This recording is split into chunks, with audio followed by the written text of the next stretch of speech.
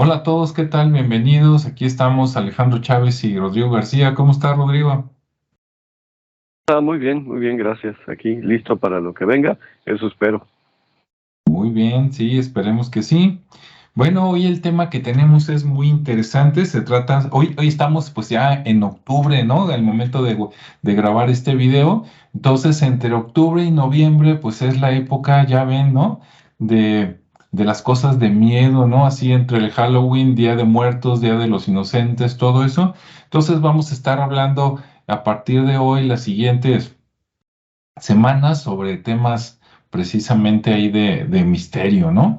Y bueno, decidimos hablar sobre las leyendas que hay, ya sea en Jalisco o en México, ¿no? Entonces, como le decía aquí a Rodrigo antes de empezar la grabación, yo pensé que había relativamente poco que hablar, pero ya haciendo la lista, pues salió larga, ¿no? Entonces, ahora lo que me preocupa es de que, bueno, seguramente no vamos a acabar de mencionar todo en este video, entonces seguiremos en los demás. Muy bien. Y bueno, voy a empezar a hablar de los que yo considero que tal vez son los menos conocidos, para darle aquí rienda suelta a Rodrigo de que se suelte con los más conocidos que tienen mucho que hablar. Algunos de esos temas ya los tratamos, no todos, pero algunos ya los tratamos en video, ya sea en este canal o en el canal de Rodrigo, que es el canal de Si Visitas, que se los recomendamos ampliamente. Y bueno, voy a empezar, estoy viendo por aquí la lista. Bien, ahí va, uno cortito. Esta leyenda yo ya la platiqué por ahí en un video. Voy a poner la descripción o el enlace por ahí. Y es el reloj de la muerte del Hospicio Cabañas, ¿no? Bien, lo voy a platicar rápidamente. Ahí en el Hospicio Cabañas, si ustedes buscan en internet o ven el video que yo había sacado, que también por aquí voy a dejar la liga, el enlace. El Hospicio Cabañas tenía antes un reloj, digamos, parecido al que pueden ver en ¿cómo se llama? Donde está el gobernador, en Palacio de Gobierno, o el que tienen algunos templos, ¿no? Relativamente antiguos, de esos típicos con cara blanca y que están las manecillas por ahí negras. Entonces, sí tuvo durante varios años el Hospicio Cabañas un reloj. Bueno, se removió, ¿verdad? O se perdió por ahí en los años 50, pero antes de ese tiempo, por ahí a principios del siglo XX, en algún momento surgió la leyenda y le llamaron el reloj de la muerte. ¿Por qué? Porque ese reloj, bueno, pues estaba marcando la hora, ¿verdad? Como todos los relojes, y dicen que de repente se detenía durante unos segundos y después volvía a seguir. O sea, se iba atrasando algunos segundos. ¿Y por qué se detenía? Según eso, no era un desperfecto, ¿no? Lo revisaban y decían todo está bien, los engranes está bien, y después empezaron a darse cuenta que coincidía en que ese reloj se paraba cuando uno de los niños moría, de los niños que estaban ahí en el Hospicio Cabañas, ¿no? Ahora, algunas personas lo ven como que el maldito era el reloj, ¿no? El reloj era el que mataba gente, pero no. Y bueno, yo creo que no, a lo mejor me equivoco. Yo creo que más bien el reloj era como, digamos, el mensajero de que pasó algo malo, ¿no? O sea, era consecuencia, no era causa. Entonces, por ahí cuentan de que en algún momento sí, algún niño, por ejemplo, se ahorcó sin querer, se subió a un árbol, se atoró por algo y se murió. Y luego también cuentan alguna vez que una niña eh, se puso mal, la mandaron a la enfermería, tenían enfermería por ahí en el hospicio. Creo que se tardaron en atenderla y fue algo, no sé, gastrointestinal, y pues también se murió, y también en ese momento se detuvo el reloj, ¿no? Entonces, esos son los dos relatos que yo encontré relacionados, y por eso le decían el reloj de la muerte, ¿no? Entonces, bueno, pues ahora que estamos en octubre con las leyendas de misterio y de muerte y esas cosas, pues aquí está el primero. Y listo, le paso el micrófono a Rodrigo, que ya sea que puede comentar este o empezar con otro. Adelante, Rodrigo. Ok, muchas gracias. Bueno, yo quisiera primero introducir un poco el tema. Las leyendas estas casi todas tienen que ver con esta parte del otoño, porque como mencionamos en el video de la Ciguateteo anteriormente, son los mitos de otoño. O sea, si en mitos de primavera es el nacer y el relucir del nuevo ser, si en los mitos de verano es el triunfo o el éxito en la vida del héroe, en el otoño es prácticamente la caída del héroe. En otras palabras, se trata del ciclo natural de la vida. Y los de invierno vendrían a ser los que pasan después de la muerte. O sea, los de otoño son la caída, la enfermedad, el padecimiento y la muerte, y los de invierno después de la muerte. Por poner un ejemplo, el famoso descenso al infierno, ¿no? Digo, ahí está Hércules, ahí está Quetzalcóatl, ahí está Jesús. Son las situaciones de historias de invierno donde literalmente es un descenso al infierno para luego resurgir como un nuevo ser, para dar una nueva vida. En este punto, las leyendas suelen estar relacionadas con la muerte, pero se refieren o a una persona, o a un lugar, o a un objeto. En la que acabas de mencionar, por supuesto, pues es un objeto, ¿no? El objeto es el reloj. Y el reloj viene a ser, por así decirlo, un representante, como dices tú, un emisario, un mensajero del proceso de muerte. Moraleja, bueno, y se siente, aunque nadie lo note, aunque la vida sea intrascendente, pues siempre hay alguien a extrañar, o eso queremos pensar, y por lo tanto el reloj hacía eco de la muerte. Como no tenían padres o como los padres no estaban cercanos, pues algo debía evidenciarlo. Bien. Bueno, quisiera que dejáramos las más comunes para después, porque pues, son también las más comunes de encontrar. Yo quisiera platicar en primer lugar, uno que también ya comentamos es acerca de los aluches. Los aluches son considerados como guardianes de la naturaleza por allá por el sureste, y bueno, en general son protectores de la tierra. Quiere decir entonces que de alguna manera se encargan de cuidar todas las situaciones que tienen que ver con naturaleza o historia. Y por lo tanto, se habla, para tener una buena siembra, pues les dejan un plato de comida, o les dejan un plato de granos, o un plato de cereales, cualquier otro tipo de cosas. En alguna ocasión, alguno se lo olvidó y obviamente tuvo una muy mala pasada. Para tratar de resarcir el daño, se mete al bosque tratando de congraciarse otra vez con el aluche, y pues obviamente el aluche se encarga de hacer lo que se pierda, y ya no se supo nunca más de él, ¿no? Vamos de nuevo, el respeto a la naturaleza. En la naturaleza te dice que tenemos una marca finita de la vida, que no puedes hacer nada por prolongar tu existencia, y bueno, de eso se trató una leyenda contada muy cortamente, pero bueno, se puede aderezar con una gran historia, pero al fin y al cabo la leyenda va por ahí. No sé si quieres que juguemos a eso, que andemos peloteando ahí las diferentes historias, así que sigue esto. Muy bien, claro que sí, adelante. Digo, yo creo que podríamos agarrar una y a lo mejor desmenuzarla, ¿no? Pero creo que sí sería interesante a lo mejor ahorita sacar varias y que la gente las escuche y después de esas varias, si quiere conocerla más a detalle, ¿no? Por ejemplo, que nos pregunten, oye, ¿y dónde es el lugar o algo así? Con gusto se lo damos, ¿no? ¿Qué te parece? Muy bien, claro. Bien, Sí. este, bien, yo tengo otra por acá, como dices, vamos sacando las menos conocidas. Ah, déjame ver. Ah, bueno. Hay una de las que ya también ya hablé y tengo un video, pero pues es de las clásicas, sobre todo del sur de Jalisco, de Vicente Colombo y su tesoro, ¿no? De aquellos tiempos por ahí entre finales de 1700 y tantos, principios de 1800, de los famosos túneles que había, ¿no? Entre no solo Guadalajara, sino varias ciudades.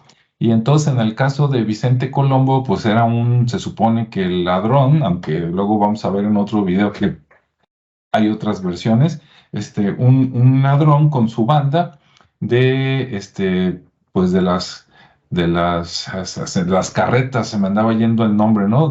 Del oro, de la plata, de las monedas que se hacía y otras cosas, entonces que de repente robó tanto que lo escondía en cuevas, ¿no? Y que se trasladaba a través de túneles. Incluso él, junto con otros, ¿no? También son de los que tal vez originaron esas leyendas de que aquí está el tesoro y tú lo vas a cuidar y ¡pum! Lo mataban ahí para que se quedara el espíritu ahí, cuidando el tesoro, ¿no? De Vicente Colombo. Entonces, quienes no lo conocen, les recomiendo que vean el video del tema o que busquen el libro que todavía se vende por ahí en librerías, que se llama La hija del bandido, ¿sí? Pues gracias a ese libro conocemos que existió y pues es muy interesante, ¿no? Entonces, para los que les gustan esos temas, ¿no? De túneles, de ladrones, de tesoros escondidos, pues ahí uno de ellos es Vicente Colombo. Y pues adelante, ¿no? El otro es, rápidamente lo menciono, el otro es Martín Toscano. Vicente Colombo, digamos que su área de influencia era de Ciudad Guzmán a Guadalajara, mientras que Martín Toscano era entre Michoacán, Mazamitla, acercándose un poquito a Guadalajara, ¿no? Entonces de hecho eran colegas. Bueno, ahí lo dejo. Adelante, Rodrigo. Ok, me voy a otra, un poco menos conocida también de allá del sureste, de entre los mayas, es la leyenda del Huaychivo, aunque no es exclusivo del Huaychivo. Básicamente habla la historia de un curandero, de una persona que se dedicaba al conocimiento natural, a las plantas, y que tenía el conocimiento ¿cómo se llama? De cómo poder ayudar a la gente, pero también tenía el conocimiento de cómo poder perjudicar a la gente. En otras palabras, era un brujito, pues, ahora le diríamos así, ¿no?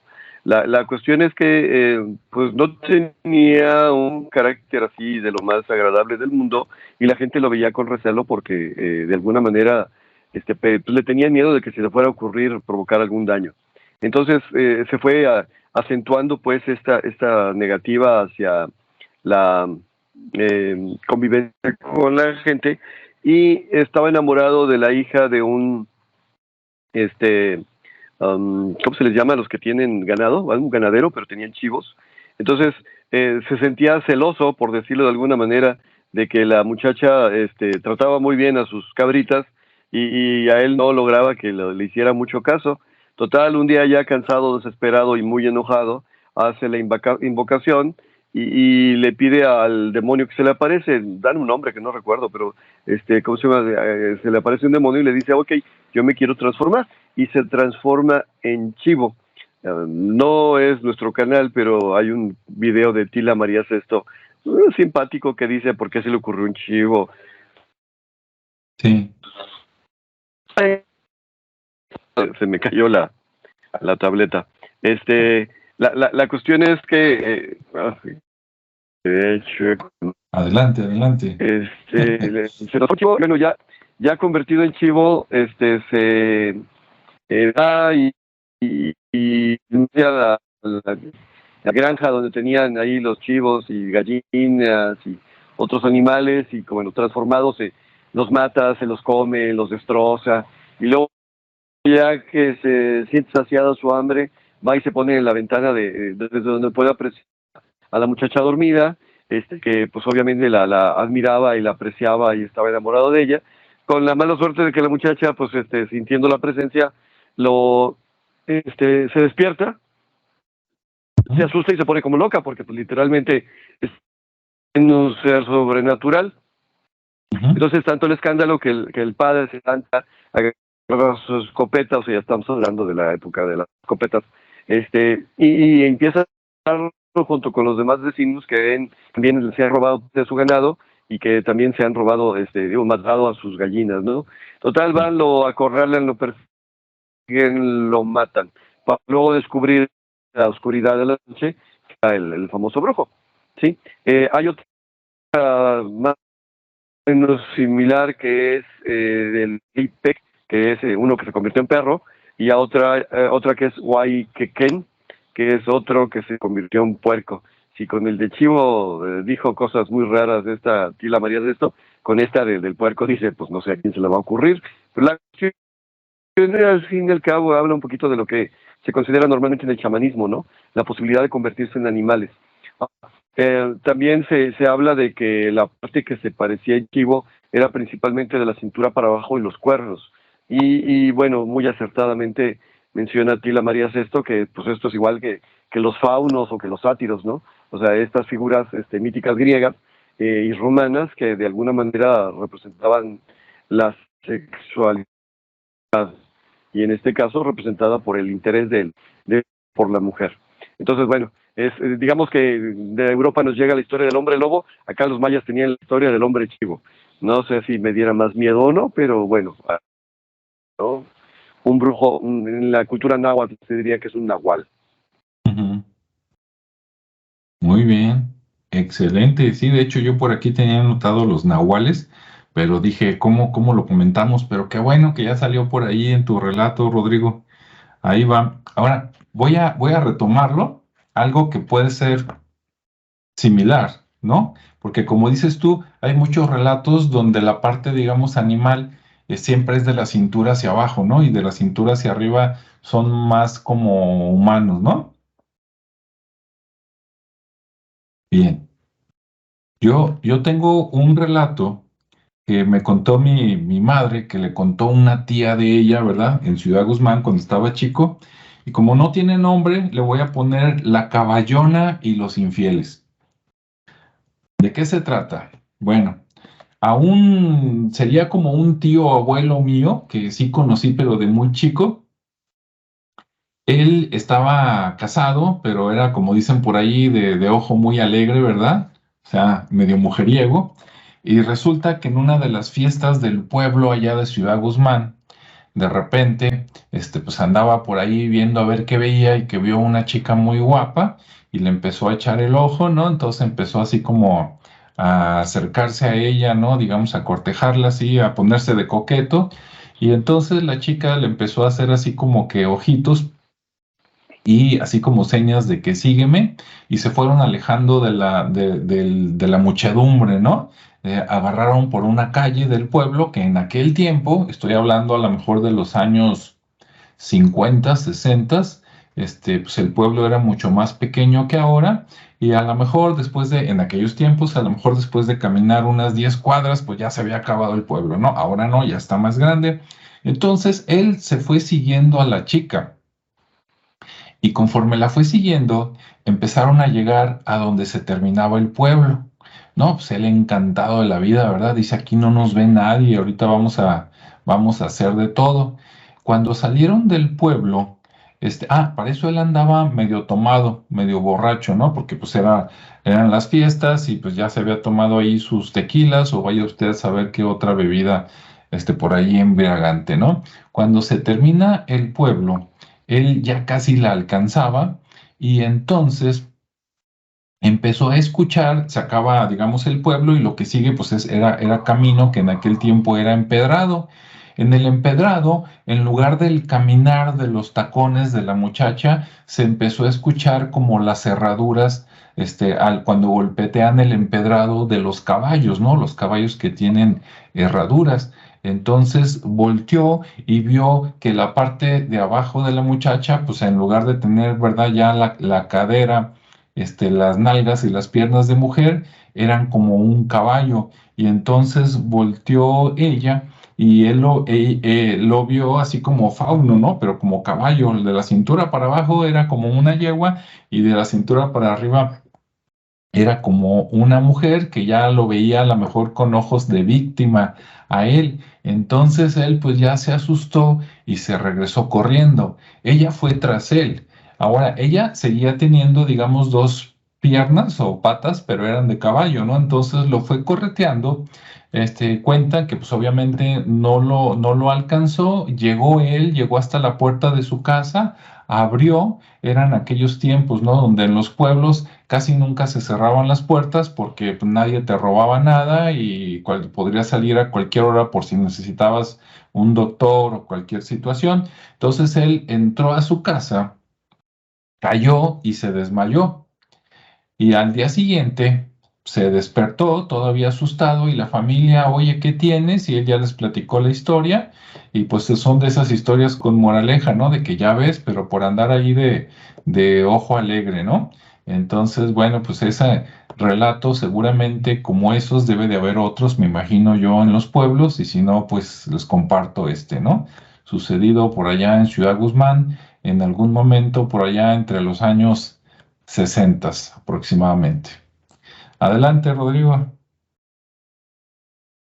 Ok, bueno, de esta que acabas de contar ya habíamos mencionado alguna variante. Ujú. Cuando hablamos del Rincón del Diablo, acá en Guadalajara viene el Rincón del Diablo, yo Sí, mencionaba que mi madre contaba una mezcla de las historias, una mezcla que involucraba esta parte, que era como ella terminaba este relato, y otra parte de lo que pasó aquí en el evento del Rincón del Diablo, y que en alguna zona de Durango, no me acuerdo, también hay otra historia que se llama el Rincón del Diablo o algo así. Entonces, bueno, esa también, por ahí está un video, si le quieren dar una checadita, también está ahí disponible en tu canal y en mi canal. Bueno, hice poco, y ya lo habías mencionado la semana pasada, creo, a la historia del Extabay. La Extabay es una leyenda maya parecida a lo que acabas de decir, con la misma moraleja. Nada más que la historia de Extabay tiene dos vertientes, dos variantes, desde el punto de vista de los colonizadores y desde el punto de vista de los indígenas. Y también hago el comercial, por ahí van a aparecer los letreritos donde pueden ver los dos videos. En el punto de vista de los españoles, la Ixtabay era una mujer dedicada también a la práctica de la medicina tradicional. En aquellos entonces les decían brujas, pero bueno. Y que de alguna manera era una mujer fea, desasiada, bla, bla, bla. Bueno, perdón, no tan fea, no tan desasiada, sí, pero no tan fea. Y tenía pues mala historia, tenía mala historial, o sea, era de cascos ligeros, por decirlo de alguna manera. Y total, para no hacer el cuento largo y para dejar que vean el video, se convierte en una mujer seductora que a través ¿cómo se llama?, de su encanto, atrae a los viajeros nocturnos, a los que van saliendo de las fiestas, a los que van, ¿cómo se dice?, alegres con un poco de alcohol, y los trae normalmente hacia la selva y hacia un árbol de ceiba. Para los mayas la ceiba es el puente entre el inframundo, el mundo natural y el mundo espiritual. Entonces los atrae hacia uno de ellos, y si los llega a alcanzar o el, ¿cómo se llama?, el desprevenido llega a caer en sus garras, se quedan atrapados en las raíces de la ceiba. Ok, esa es la versión española. La otra versión de la del Ixtabay es al revés, es que era una mujer, sí, con costumbres un poquito más anticipadas que las españolas, pero era buena gente. Y obviamente las señoras españolas la veían con malos ojos porque la consideraban mujer de la vida galante. Y ella, bueno, no lo hacía por este negocio, por decirlo de alguna manera. La cuestión es que había otra muchacha que pues sí era muy casta para las cuestiones y costumbres de los españoles, pero pues que era malísima onda, que trataba mal a la gente, iba y que era todo lo demás, ¿no? Moraleja, que a la hora de que se muere la Ixtabay se convierte en una flor, y a la hora que se muere la otra, pues se convierte en carne podrida, como cualquier otra, ¿no?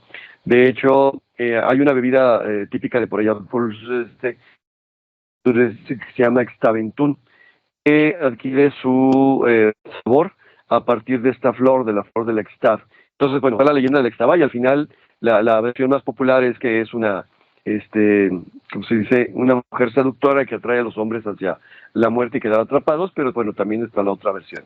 Y hay otra, bueno, que de alguna manera se le podría decir como una variante de la Llorona, por decirlo de alguna manera. Y hay otra historia de la Llorona, aparte de la tradicional, por allá por Oaxaca. Pero bueno, de esa luego platicamos. Va la pelota de qué lado. muy bien. Pues sí, la Llorona es una de esas leyendas que vas a encontrar en todo México, ¿verdad? Como dice Rodrigo, luego platicamos y en muchos estados de la República dicen esa leyenda es de aquí, ¿verdad? Ujú. Bien, bueno, déjenme ver por aquí. Ah, ahí les va. El siguiente es un caso real. No digo que los demás no sean, ¿no? Nosotros platicamos las leyendas como las conocemos o como nos las han platicado, pero esta es sacada de la vida real Inclusive si alguien se pone de curioso y se pone a ver en los periódicos de Guadalajara, ¿no? El Informador, etcétera, etcétera, va a encontrar artículos donde mencionan esto. Y ahorita inclusive a ver si Rodrigo me puede apoyar con un poquito más de detalle. Entre los años 80 del siglo pasado, siglo XX, ¿no? Entre los años 80 y los años 90, 1980 y tantos, 1990 y algo, por ahí, por esa época, se dio a conocer aquí en Guadalajara, en la zona metropolitana, el Mata Indigentes. Sí, se supone, empezó a salir en las noticias que las personas, los indigentes que viven en la calle, viven y se desarrollan y duermen en la calle, apareció uno muerto, ¿no? Lo habían asesinado. Luego pasaron unos días y que pues mataron a otro. Yo recuerdo por lo menos haber escuchado como dos o tres casos y entonces tú dices, ah, caray, pues ya no conviene andar en la noche, ¿no? No te vayas a poner borrachito y quedarte dormido ahí en la calle, no te vayan a confundir de una persona que supuestamente hacía eso. Lo que no recuerdo es si lo agarraron o no. Creo que sí, pero fue algo muy, muy sonado y sí, todos estábamos al pendiente de qué pasó, ¿no? Y que supuestamente los mataba, por decir algo así, para acabar con esa vida lastimosa, ¿no? Para que ya no sufras y los mataba. No recuerdo cómo los mataba, o sea, si era balazo, golpe, machetazo, asfixia, ahí sí, pero sí fue algo que salió en los periódicos. No sé si lo recuerdas, Rodrigo. Sí, no recuerdo muy bien los detalles, pero sí es algo que se dio aquí. O sea, como esto es una cuestión de vecino serial. Eh, no estoy seguro, creo que era una ejecución donde estaba dormido y agarraba una piedra y se los dejaba caer en la cabeza, eso les daba un balazo. La chistosa del asunto es que esas cosas no pasan en México, pero sí pasó aquí en Guadalajara. O sea, en México, en la República Mexicana, eso sí pasó, sí nos tocó verlo. Si no me acuerdo mal, en aquel entonces no atraparon a nadie y un poquito tiempo después dijeron sí atrapamos a alguien. Entonces, eso de repente, como en el sistema inquisitorial que se tenía eh, para el sistema, a ver si no agarraron y le agarraron el pato. Pero la situación sí fue una. Ahora, tú mencionas a ese, hubo otro asesino serial que mataba policías de tránsito, pero bueno, ahí sí se dice más o menos de la misma época y a ese creo que no lo atraparon, pero bueno, la situación es que sí, efectivamente. Y el año pasado o el antepasado empezó a pasar algo similar, no sé si lo recuerdas, ahora durante la pandemia, de repente empezó alguien a matar indigentes, bueno, con la mala suerte de que ahora sí hay cámaras en el G4 o G5, no me acuerdo cómo se llama el sistema de cámaras que se utiliza aquí, y lo pudieron atrapar al segundo o al tercer homicidio, o sea, sí lo atraparon. Pero sí, efectivamente, un mate indigentes por allá, por esta zona.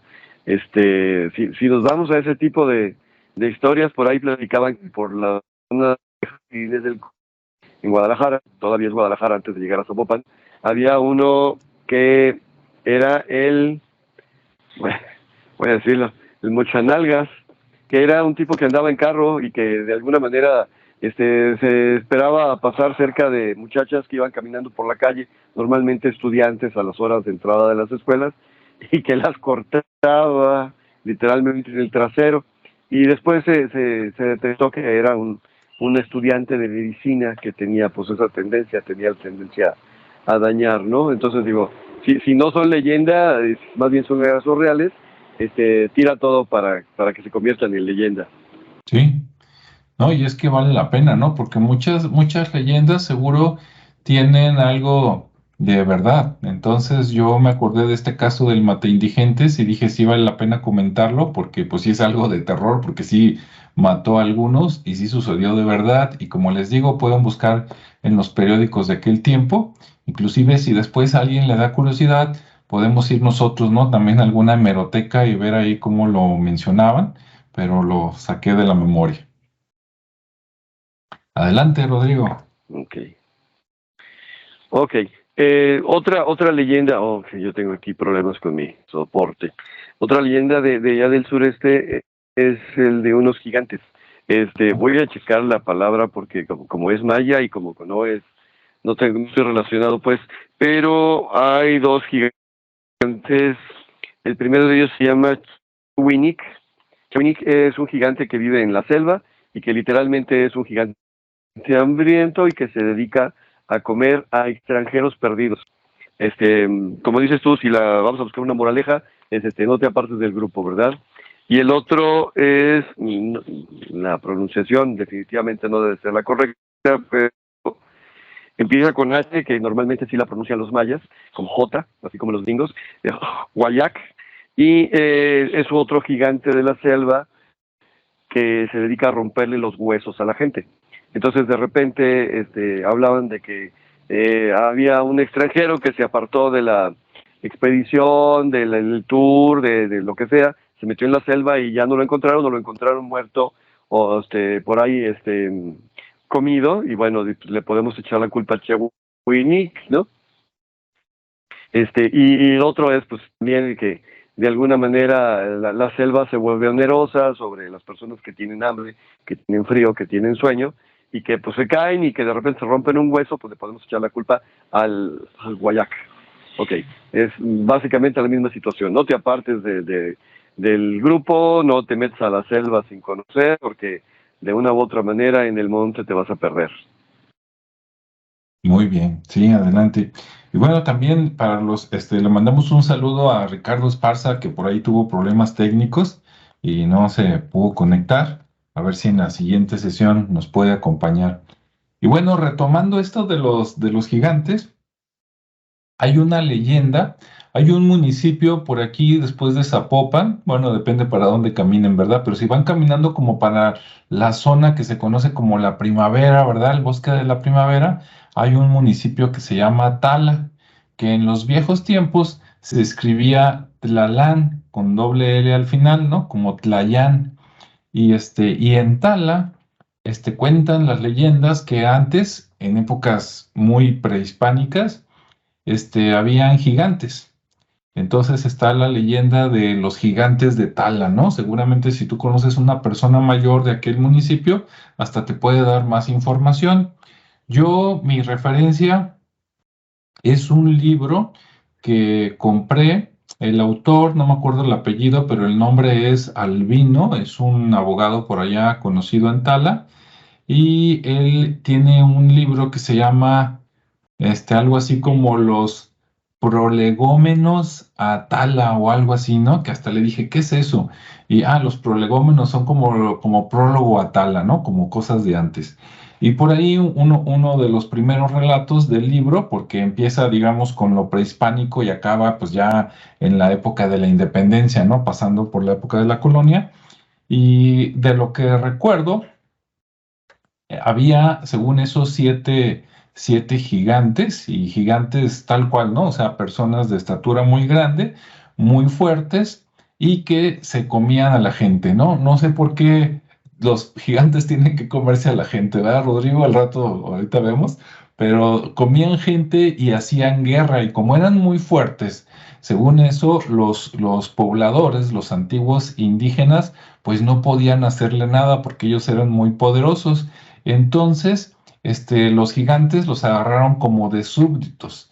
Y entonces, les decían, si no quieres que te coma, ¿verdad? O que te destruya, dame comida. Y entonces los pobladores cazaban y les daban, comida y todo lo que necesitaban.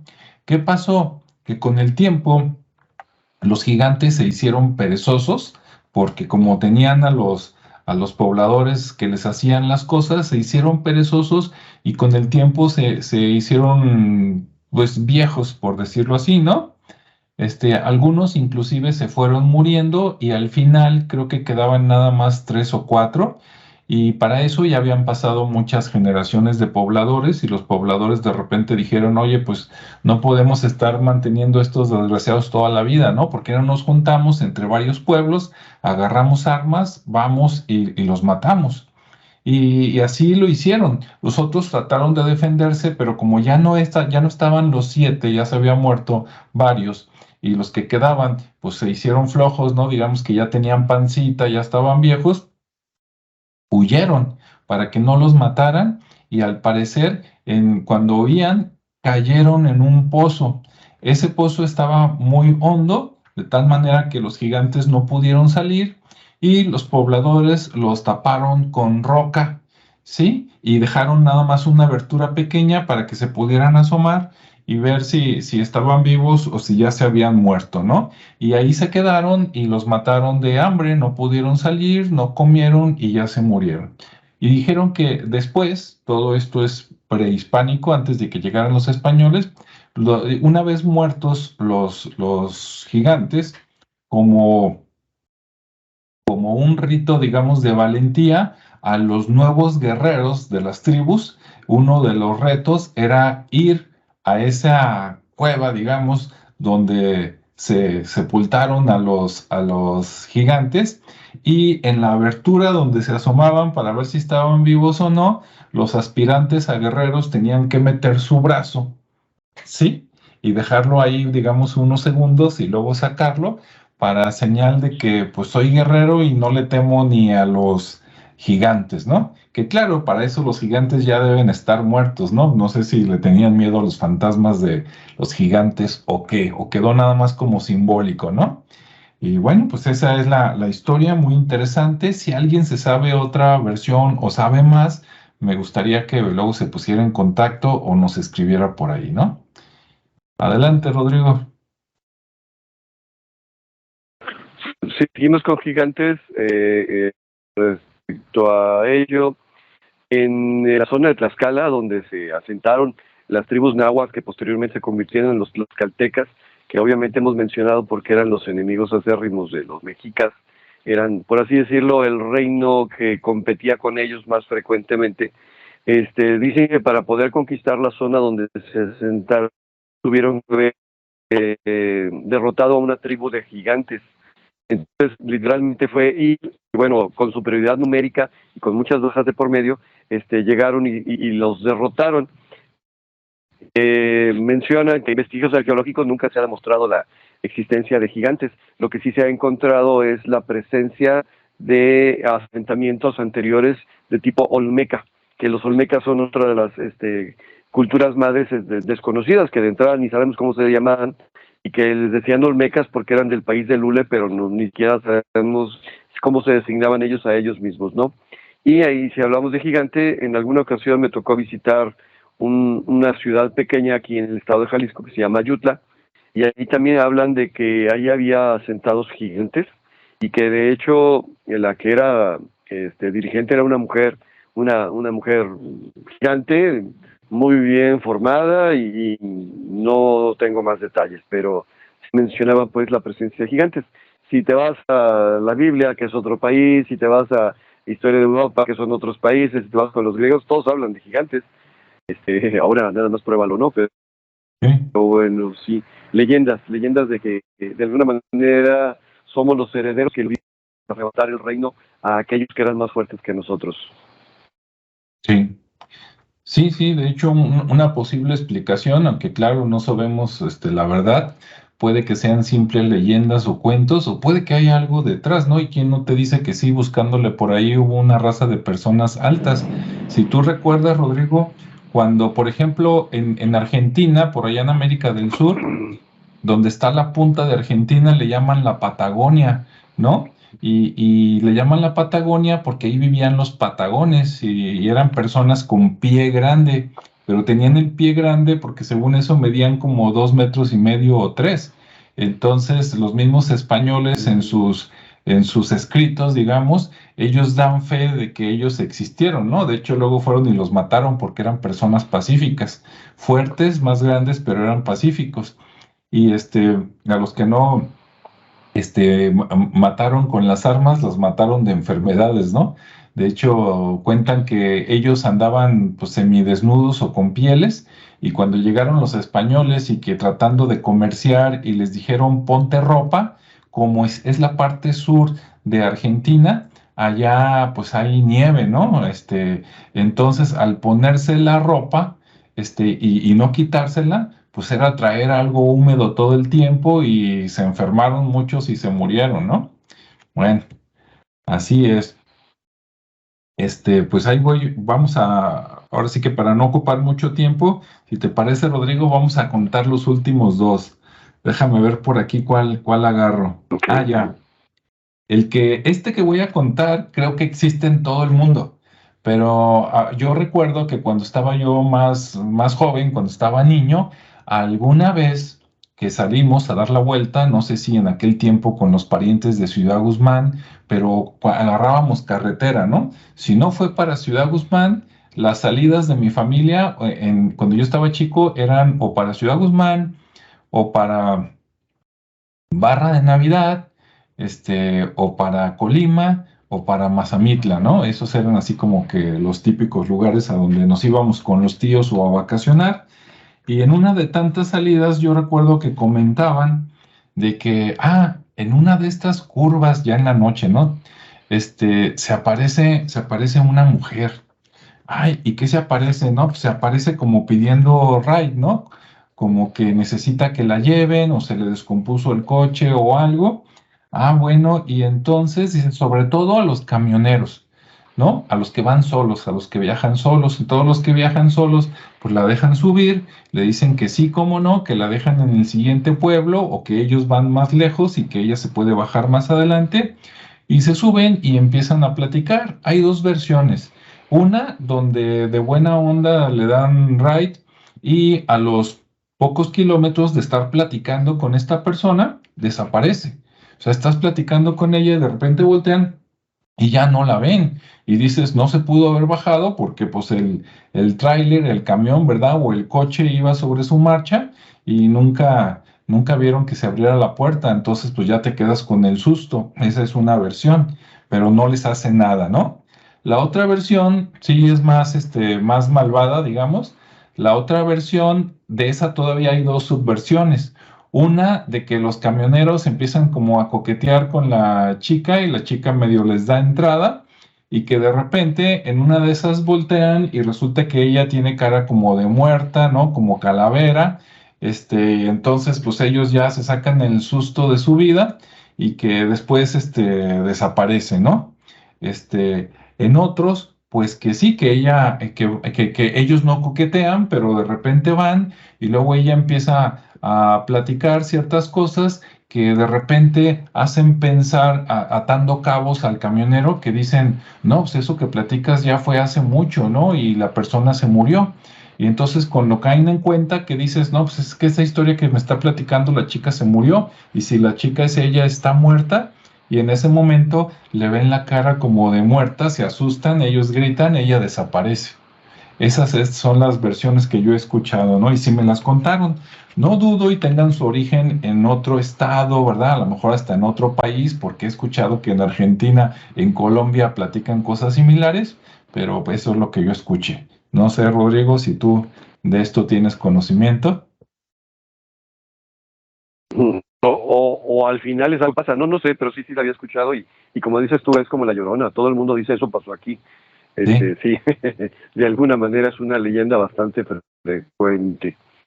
Ok, si voy por la última, me voy a historias de piratería. En México, obviamente en el tiempo de los españoles, donde se estaba extrayendo demasiada plata, oro, había perlas, había un montón de cosas, hay varias historias de piratería. Y los piratas, bueno, obviamente no podían llegar y dinero robado a un banco, entonces tenían que normalmente esconder el dinero. Y esta historia específica o esta leyenda específica es una leyenda de Los Cabos, acá en la punta de la península de Baja California Sur. Y habla de una mujer pobre bueno, se le muere el marido, se queda con un hijo o una hija, no me acuerdo del sexo del niño, pero al final se queda con un hijo, y pues está padeciendo y pues está a punto de rendirse, cuando caminando por la playa se encuentra con una caverna. Y pues para guarecerse de las inclemencias del tiempo y pasar la noche, se mete a la caverna, pues, sin miedo, o sea, ¿qué más podía perder que la vida, no? Y resulta que dentro de la caverna había un tesoro grande, o sea, encuentra un tesoro de piratas. y como se dice, pues bien emocionada porque pues es un tesoro grande y que pues, por fin va a salir de pobre y que va a salir de problemas. Entonces empieza a sacar, pues porque no puede todo de un jalón, empieza a sacar partes del tesoro y escucha una voz que le dice, no se te olvide el tesoro más valioso. Entonces ella, pues emocionada, dice, me asusta y no sé quién me está hablando, pero siguió sacando, y la voz le repite continuamente que no se te olvide el tesoro más valioso. Total, en el mismo momento cuando saca la última parte del tesoro, ¿sí? La caverna se cierra, o sea, se cae, se derrumba o se cierra, si quieres el portal o como le quieras llamar, y se da cuenta de que había dejado a su hijo adentro de la caverna. Entonces el tesoro más valioso era su hijo. Obviamente ante el dolor de la pérdida de su hijo se vuelve loca, no disfruta del tesoro ni nada por el estilo. Otra vez tiene moraleja, cualquier tesoro material no equivale al tesoro de una vida, ¿no?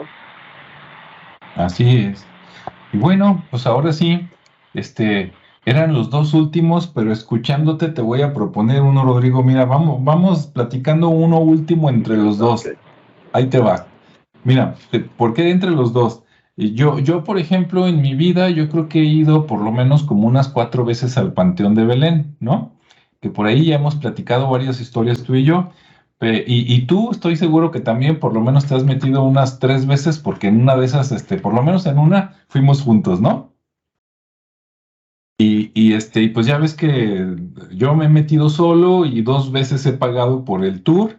Y me encontré en internet una leyenda que dije, ay, esa, o no me la platicaron en el tour, o soy muy desmemoriado con esa historia. Entonces la voy a platicar rápidamente y tú me dices si sí nos la habían contado o si no nos la contaron, pero tú ya te la sabías. Resulta que hay una leyenda de el pirata del Panteón de Belén.